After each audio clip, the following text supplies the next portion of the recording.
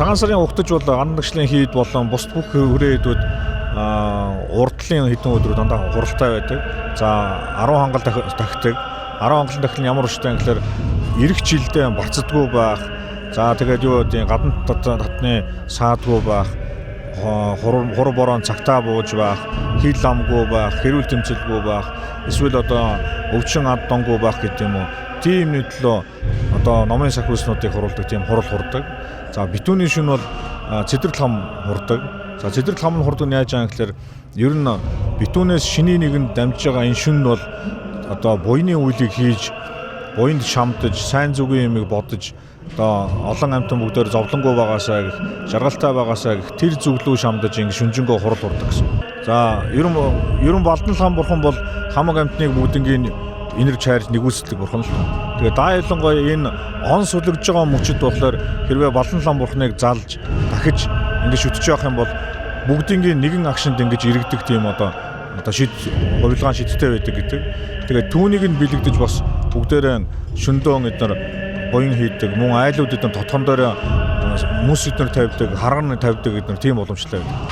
Шиний нэгний өглөө бол бүх сүм хийдүүд бүгдээрээ намнар бүгдээрээ мөн энгийн сүсгтэн олон бүгдээр нээж байгаа. Бурхандаа мандал өргөдөг. За мандал нь ямар учиртай юм гэхээр ер нь бурхан нар сар, дөрвөн тэв, сүмбэр уул тэгэл өөрд байгаа буян сайн сайхан зүйл бүгднийг бурхандаа өргөдөг. Тэгээ түүний үрээр мөн ирээдүйдээ байд юм бурханд нэг тийм даатгал хийж байгаа гэсэн үг. За манай гэрэлдээ бас нэг тийм ёс бол байгаа. Тэгээ манай өндөр настай болохоор аавтайгаа ингээд шиний нэгний өглөө болгон амдаа бас ингээд бараалгадаг юм байгаамаа. Тий, ер нь бол морин жил бол монголчуудад их ээлтэй жил гэж би хувьдаа боддог. Морин жилд бол маш их шинжил, өөрчлөлт, бас ололт амжилт, хөгжил дэвшил ирдэг гэж хувьдаа бэлгшээж боддог л доо. Тэгээ монголчууд энэ онд бол бас аж аргал, амжилт бүтээлээр дүүрэн жил байх болтугай гэж бодож байна. Ер нь шиний нэгний өглөө ер нь тэр өдөр ямар өдөр байх гэхлээр шиний нэгний өдөр бүх монголчууд шинжшээд ирсэн.